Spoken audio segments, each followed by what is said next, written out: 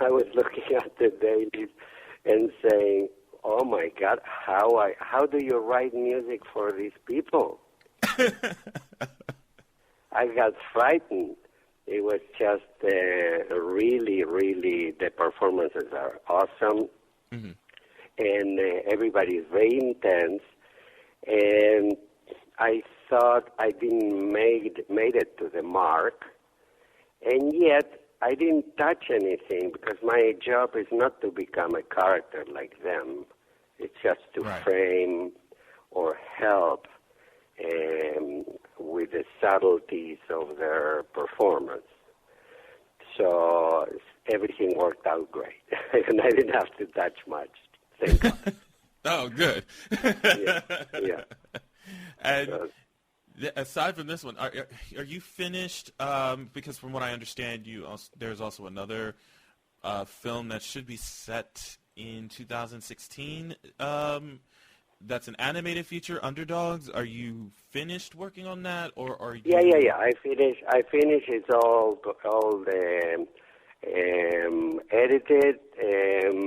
I think there were some changes in the release dates because of the voiceovers. I think there was Ariana Grande doing an album or something like that. I don't know the details, but yes, I recorded that with the London Symphony, and it was all done actually a year and a half ago already. It was a long quest. Animation is a lot of work. It's a wall-to-wall music, and the range of the music is pretty humongous. So that's very, very nice. A very nice challenge, too. Okay, great. And then there was another piece I heard about from you that apparently your music was performed by the Los Angeles Philharmonic at the Hollywood Bowl. That is correct. Last year, 2014. Yeah. Gustavo Dudamel gave me 2 nights, not one. I was thrilled, and it was very moving too. I wrote some. I'm part of Bajo Fondo, the beginning of Bajo Fondo Tango Club, Gustavo Santaolalla's production. And we won a Latin Grammy with that. And that also is something that I didn't pursue and continue because of time constraints. And I did, 12 movies in between. And as I said, I love film scoring a lot, and it's my passion.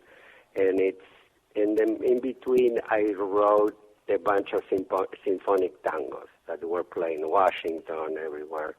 And now I started getting commissions. I'm commissioned to. I just finished a 20-minute piece for the Eroica Trio. They were nominated for the Grammys as well as a trio, the classical trio like piano, violin, and cello. So that kind of a trio. And Gustavo heard some of those tangos, and he played 4 of them. And then it was very successful. I'm trying to do some work on the Isabel Allende's writing as well, and we'll see what comes up with that. Very nice. And I always ask this about with composers that I have on the show, because I'm always interested to know, who would you like to write a musical score for that you haven't wrote for, an actor in a film? I mean, you had this movie with Julia Roberts and Nicole Kidman, and I'm like, is there anybody that you would love to see your music accompanied with, and any actor in this field? Wow, that's a broad question. Interestingly enough, I just told you a bit of it. Since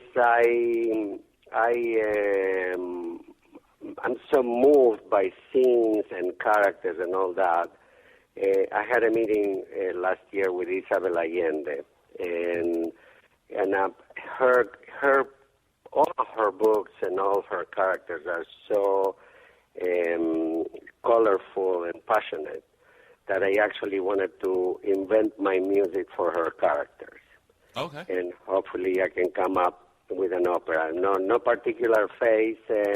Placido Domingo sponsored a musical of mine 10 years ago, and we ended up at the Washington Opera. Oh, wow. So we did that. And speaking of tangos, I did a tango show. We did 66 engagements in the U.S. a few years ago as well. And the tango had a little bit of a story involved. So I like that too. But, of course, like any other composer, would love to do Star Wars, right?